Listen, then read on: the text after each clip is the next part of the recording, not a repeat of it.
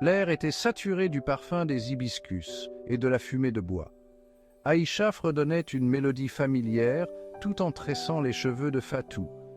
Ses doigts se déplaçaient avec une aisance acquise, tissant des motifs complexes qui portèrent le poids des générations. Chaque toucher résonnait d'un amour si profond qu'il transcendait les mots. Aïcha voyait son propre reflet dans les yeux de Fatou, un reflet teinté de la promesse de la jeunesse et de l'écho de leur lignée commune. Fatou, toujours dans l'ombre de sa mère, s'asseyait patiemment, absorbant la chaleur de sa présence. Le rythme des séparations et des tresses la calmait, une constante réconfortante dans leur monde, en constante évolution. Des histoires jaillissaient des lèvres d'Aïcha, des contes de leurs ancêtres, d'esprits et de sagesse ancienne, peignant des tapisseries vibrantes dans l'imagination de la jeune fille. Dans l'intimité tranquille de leur case, un lien indéfectible s'est forgé, tissé de fils d'amour, de rires et de traditions partagées. La vie au village était une symphonie d'expériences partagées.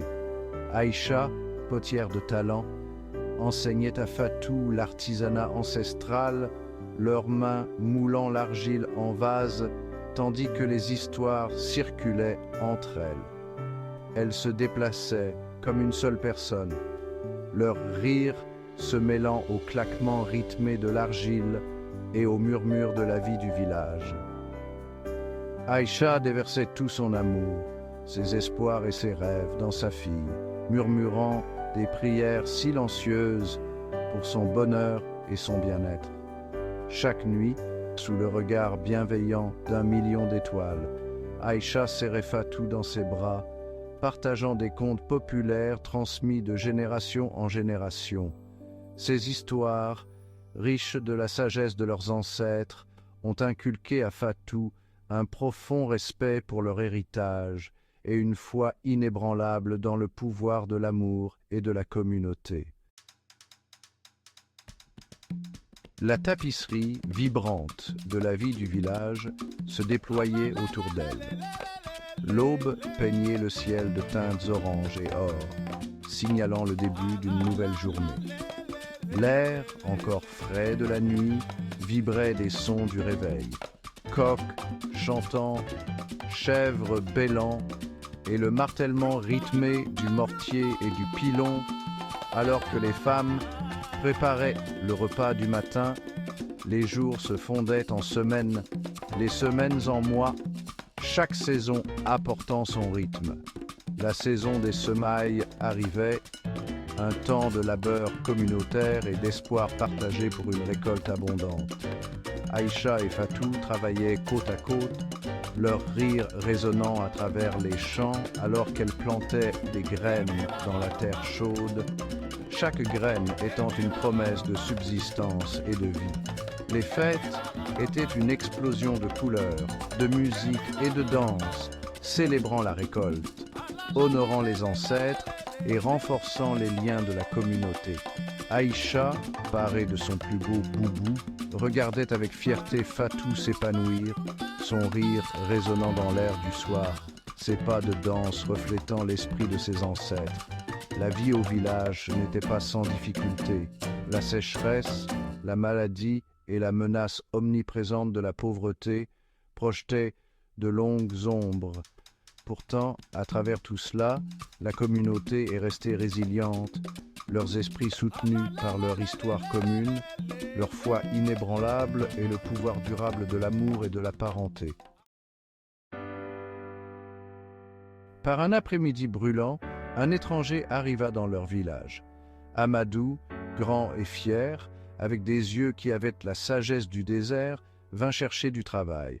C'était un tisserand, ses mains habiles à créer des motifs complexes qui racontaient des histoires de terres lointaines. Fatou, attiré par sa force tranquille et son humour doux, se sentit de plus en plus captivé. Aïcha observait leur romance naissante avec un mélange de joie et de trépidation. Elle voyait l'amour reflété dans leurs regards partagés, la façon dont leurs rires s'entrelaçaient comme les fils des plus belles tapisseries d'Amadou. Pourtant, l'idée que sa fille quitte le nid lui procurait une vive douleur. Le jour où Amadou demanda la main de Fatou en mariage, Aïcha sentit un nœud se serrer dans sa poitrine. Elle l'accueillit à bras ouverts, lui offrant la noix de cola, symbole d'hospitalité et d'acceptation.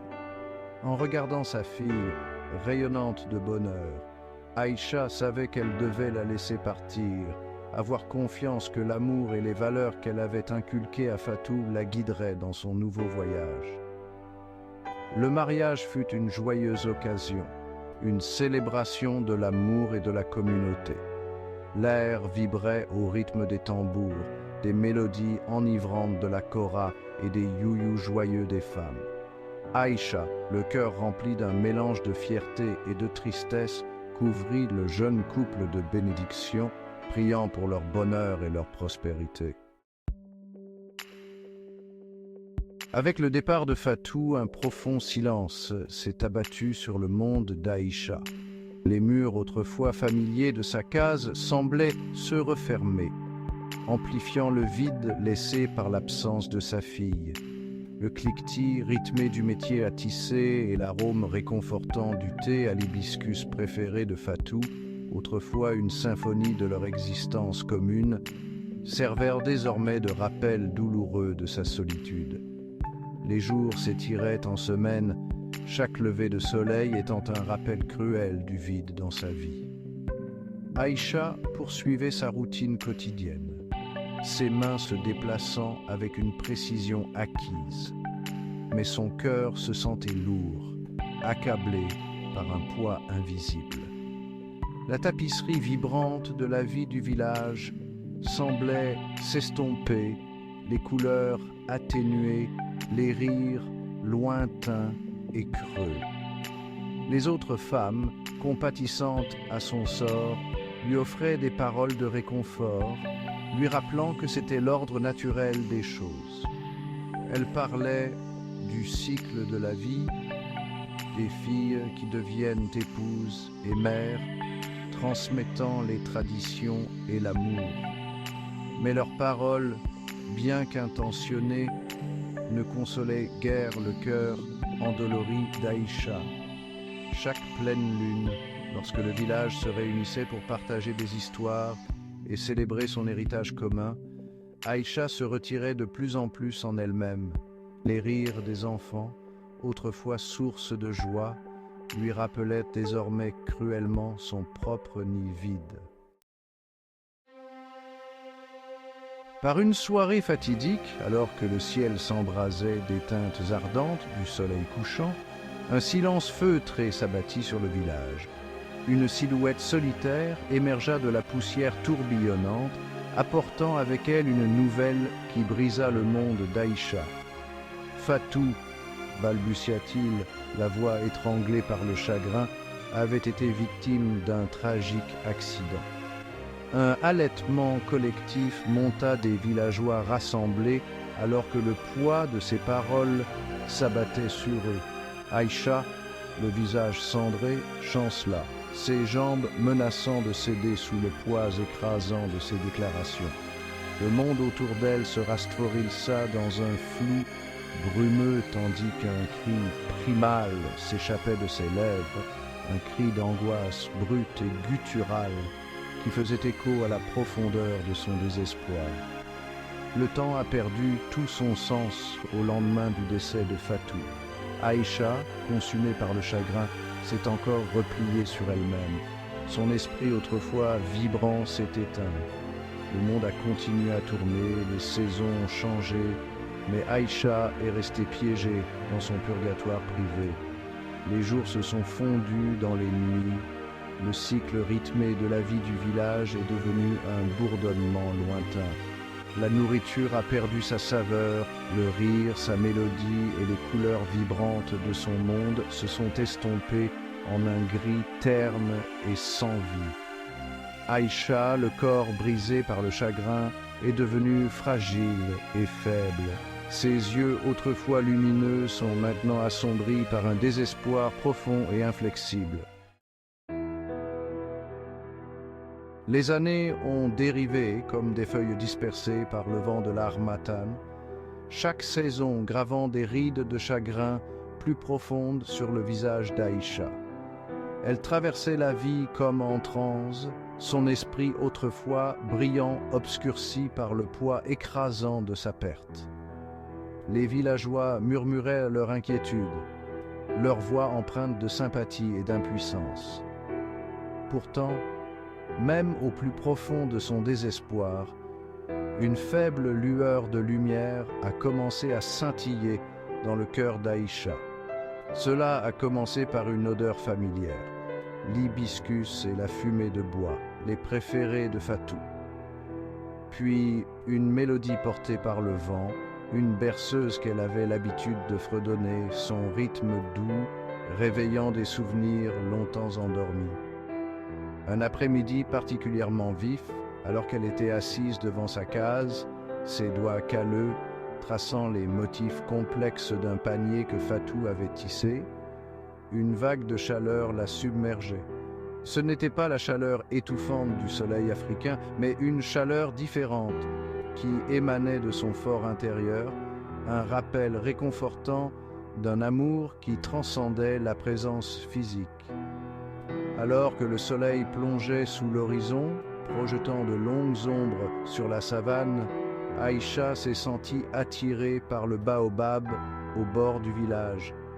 C'est là, sous ses anciennes branches, qu'elle et Fatou avaient passé d'innombrables heures à partager des histoires, des rires et des rêves pour l'avenir. Assise sous la canopée protectrice du baobab, Aïcha a fermé les yeux, s'abandonnant au flot de souvenirs. Elle a vu le sourire contagieux de Fatou, entendu son rire mélodieux et senti la chaleur de son étreinte. La douleur de son absence persistait, une douleur sourde dans son cœur, mais elle était maintenant adoucie par un profond sentiment de paix et de compréhension. Aïcha a réalisé que si la présence physique de Fatou avait peut-être disparu, son esprit vivait dans le bruissement des feuilles du baobab, dans le rire des enfants qui jouaient, dans les traditions transmises de génération en génération.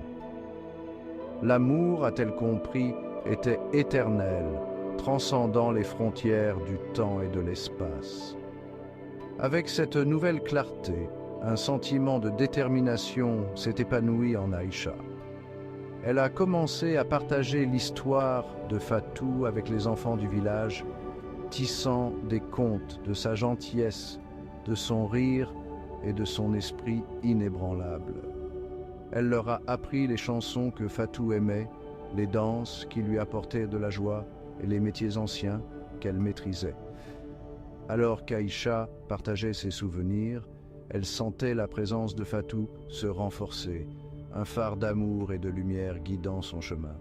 Elle a réalisé que le chagrin, bien que douloureux, était un témoignage du pouvoir durable de l'amour, un rappel d'un lien que la mort ne pourrait jamais briser. Et en gardant vivant le souvenir de Fatou, Aïcha a trouvé la consolation, le but et un amour qui resterait gravé dans son cœur pour l'éternité.